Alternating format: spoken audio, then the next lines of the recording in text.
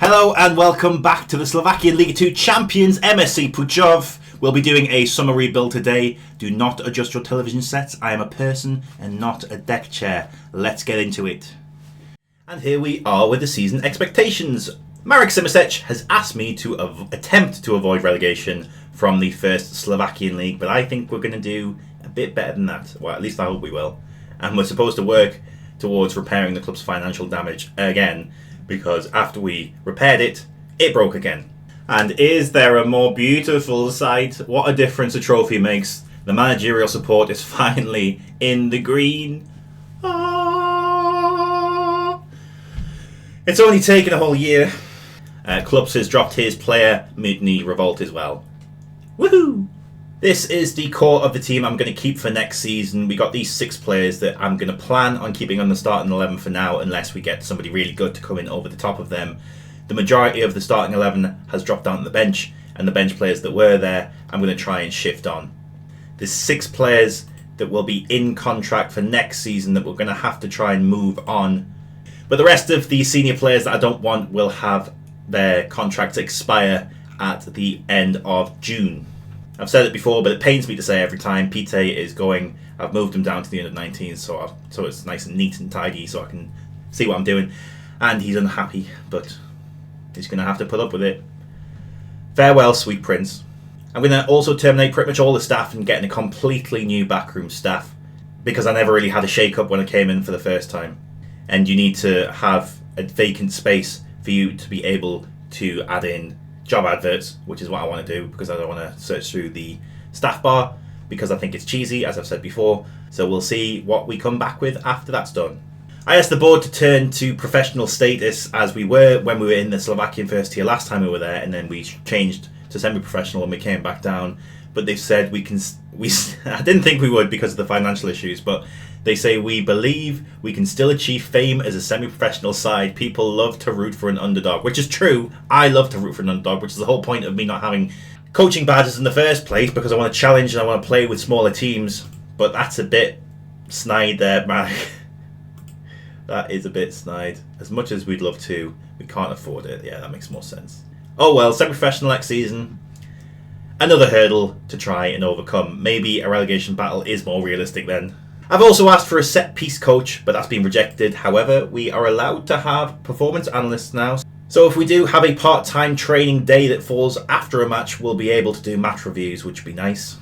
The youth team's looking pretty good. This is what I've got plugged in at the moment. We've got a load of 2-star and 5-star potential ability players. We've had 1 graduate into the first team, Jakub Feranek, who's been in and about the team already last season. I haven't had a chance to put in the name of the game players yet that were in yesterday's comment section, because I'm filming about a week ahead of the day you're watching this video. But there is quite a lot of potential talent down here. Breaking news! MSK Púchov have actually turned professional. They decided to just annoy me and then turn professional after a few weeks anyway. So all the staff that I've got in on part-time contracts, I'm going to have to put in on new contracts. Here they all are. Beautiful stuff. Looking much better. We have a new assistant manager called Patrick Vadja. Bit sus, but I'm just going to call him Patrick. We have 1 new signing, Johan Guzman, a Dominican Republic goalkeeper. He's the first signing of the summer. He'll just be our 3rd choice goalkeeper.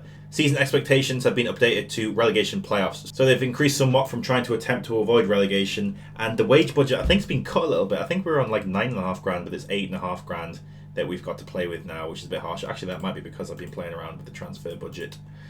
In other news, the god Pite has won signing of the season for the whole league last season, but he's sadly going to go in just 1 day's time. Step 1, you say we need to talk. He walks, you say sit down. It's just a talk. He smiles politely back at you. You stare politely right on through some sort of window to your right, as he goes left and you stay right. Between the lines of fear and blame, you begin to wonder why you came. Where did I go wrong? I lost a friend somewhere along in the bitterness, and I would have stayed up with you all night had I known how to save a life. Goodbye, Pete. I might have gotten a bit carried away with that one. Maybe Pete will come back as staff one day. Here's hoping. Speaking of staff, it looks like we can add a few more coaches since becoming professional, so I'm going to try and get those in. All these extra staff aren't going to help the finances much. We're at £175,000 overdrawn, and I think I'm just going to keep going with it. I have no intention of repairing the club's financial damage this year. I want to try and really go for it this season. It's the 1st of July now, so free transfers will be coming in on trial, and we have 25 days to build the rest of the team. We're going to be playing footballing giants Middlesbrough, and Barcelona will be coming back to Púchov in the form of their B team, Barcelona Athletic, on a friendly, delivering on all my promises one day at a time. As a celebration for getting a full-time professional status, I've treated myself to making some training schedules. This is the standard one we're going to go with when we only have one game, and this is what we're going to go with when we have two games, getting in the match tactics, routines and team bondings whenever we can, and getting a lot of recovery in when we can. I know rest is quite important, so I'm going to leave it so we only have two training schedules in for most days, so we get plenty of rest. What I'm also going to the big teams in Slovakia and seeing who they've released and trying to get them on trial to see if they're any good. And hopefully we'll get a few players in on trial that are pretty decent by doing that. We are finding it exceedingly hard to find any players that will want to come and join us. And the ones that do want to join us want about £1,000 a week, which is about double what we can afford to pay them. I've been having a look at the team that got relegated and trying to raid a bit of their team, but there's not that much we can do with what they've got. I've got one bid in for a central midfielder. We're going to buy now, pay later sort of thing. This guy, the centre midfielder, I have no idea how good he really is, but he's in the Media Dream 11 for the league below, so he's got to be fairly good. And there's two other teams now in division that are in for him. We can't really afford the time to dither about because the season starts in less than a month, so we just need to get players in as soon as we can. And the first signing of the season for the starting 11 is in. Ande Streba, a centre-back who has been playing in the second division last season, but very consistently. He's better than anything we've got, so he comes straight into the starting 11. Pretty solid physically, pretty quick, pretty big. Could work on his strength, but we'll get him training on that when he comes in. So we have 4 places in the starting 11 to fill and 2 on the bench, and we have £1,000 of wage budget to play with, but I'm planning on that being increased a little bit because Franco Sosa looks like he's on his way out, and we've got a couple of players that will be departing soon. So I'm thinking we're working with about £2,000. So £2,000 divided by 6. So we've got about £333 per player spare to bring in. But we'll try and get a few players out and try and bring that wage budget down so we can get a few new ones in. But we'll see what we can do. The season preview has us currently at 600 to 1 to win the league. Rock bottom. Well, tied with Camano. So we're going to have to do a bit of wheeler dealing if we want to get higher up the table. We have dipped into the loan market for this player, Rudolf Zadranik. Maybe he can lead the pack with his big red nose, or well, at the base of the midfield instead of leading the pack. He's in loan in from Žilina. He looks pretty promising. I think he's going to slot into the defensive midfield role as a starter straight away. He has good vision, good passing, good first touch, everything you really want in a centre defensive midfielder. I'm thinking of switching to a 4-2-3-1 for this season if we can get a good attacking midfielder, but I might go back to the 4-3-3. I did want to play a 3-4-2-1 like we did at Abergavenny, but we have a lot of good wingers at the club, so we need to utilise them really. We didn't get that defensive midfielder from the league below. He's gone to a different club in Slovakia. He's gone to our league rivals, Dukla Banska Bystrica. I will get the pronunciations right, trust me. Eventually, I will get them right, eventually. Another player through the door, Daniel Sarzi. Putini comes in as a reserve left-back and centre-back. He looks fairly well-rounded, he's 31. You won't see much of him, but he'll be there. Oh, and for those who are interested in Abergavenny, I scouted Rajdeep Palit, and he's only a 1 to 2 star player, so nowhere near the level that we're at now with the squad quality. A damn shame. He's still playing very frequently for Abergavenny. They've moved to the North League instead of the South League, which is strange. Our new right back is in Christian Kostrina. Probably pronounced that one wrong. He is a 33-year-old Slovakian who's been a stalwart in the top division of Slovakia. Experience. He played 21 times for Spartak Trnava last season, and he's been playing very frequently in the last few seasons as well. He looks like a good player for this league. Exactly what we need. A bit of experience and a bit of goal. He'll be coming in straight to the starting 11. We had a transfer agreed for this player called Jakub Povzanek. He has also been a stalwart in the Slovakian Premier League, but the difference being he's 3 years older and on the decline, and we've also signed that other young player in on loan as a defensive midfielder, so I think we're going to cancel that one. And look at this, we hold Middlesbrough, which are, as everybody knows, the best team in the world, 1-1 at home. Wow, wow, wee, wow. I'm trying to get Musa Baraji out the door. He's on £500 a week and he'll be only on the bench, so it's not really value for money on him. He didn't feature as heavily as I thought he would last season. He only had 27 games, but 16 starts, 11 from the bench. He ideally needs to move on, I think. Another loan in, Martin Hovarth from DAC in the same league. They're the second best team in the division. I think we are going to stick with this 4-3-3 after all, and he's going to slot into this new Mazzala role, as the deep line playmaker will be the centre defensive mid, and the box-to-box will be Malasic. Another player in Dikos. I haven't even scouted him, so I hope he's alright.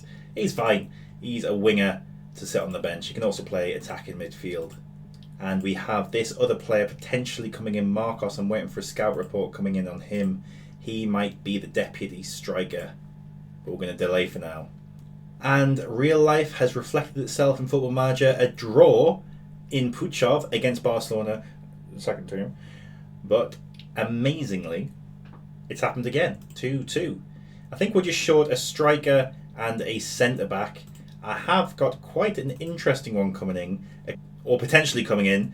My director of football recommended this Brazilian centre-back from Corinthians. 6'4", no idea how good he is, but I want him. Hopefully he comes in. And then we just need a striker to either come in and over the top of Sifnios or sit on the bench. I've also called up Jan Mazaros from the Youth Academy. I think he's going to be quite a good player. It looks like he's developing very well, so he's going to be part of the squad this season. Now, this is a bit of a difficult one. I don't know if Miklajewski is going to drop from the starting 11, depending on how good this Brazilian defender is, if and when he comes in. I think I'm going to put Christian Krostner as the captain, even though he's not as well suited. It's a difficult one. I'm going to talk to Miklajewski and say that I'm going to drop him now. He's not happy, so I think he's just going to stay as captain. And then Kostrina is going to be the deputy for now, at least. But Kozlowski isn't happy about being removed as vice captain, and he's going to be a starting player anyway. So we're just going to stick with the status quo and have Miklajewski as captain and Kozlowski as the vice captain. I might have upset them a little bit there, but it's better than upsetting everybody. They retain their positions. The villain, the Argentinian villain, has now decided to leave. I've been trying to force him out all summer, but he's finally gone. Good riddance. And my heart weeps. Caetano, the Brazilian centre-back, has rejected us. That hurts, that one. Still need another centre-back and another striker. I don't think we're going to go with this Stanislav Marko. He has a scout report that's come in that is potentially up to 3.5 stars, but I've also got another scout report in from another Slovakian striker who's coming in potentially, who's got a guaranteed, well, I say guaranteed, as guaranteed as there ever is, guaranteed 3 stars. His value is 110,000 to 1.1 million, and Marco's value is 220 to 800, which isn't an exact science, but you get a fairly rough idea of how good a player is. So I don't think we're going to go for Stanislav's Marko. Now I'm thinking about it though, the transfer window is still open for another 57 days, so what we could do is get this guy in for a short period, like a month, and then return him back to DAC. And I think that's what we're going to do, because we are on the final day before the start of the season and we don't have a sub-striker. We're going to bring Stanislav's Marko in for now on loan, and then we're going to bring in Rudolf Chaufan in afterwards, and if Rudolf isn't actually that good, we're going to keep Marko instead. I think that's probably the safest course of action. But that brings us to the end of the episode. One defender short from having a complete squad, but I think pretty good work overall. Next episode will be kicking off against Zeppelin Michalovci in the league campaign. They are predicted to finish mid-table, so it's a game that we could win. And then in the second game of the episode, we'll be playing Spartak Trnava, who are supposed to be the third best team in Slovakia. Well, I hope you enjoyed that one. I'm very sorry about Peter. He had to go. He was on the decline. Hopefully we get him in as a scout or something later on. I hope you enjoyed watching. Click a video on screen if you'd like to. Leave a like on the video. Subscribe if you haven't already. And I'll see you tomorrow. I'll be there. I hope you will be too. Toodle pip. Bye for now.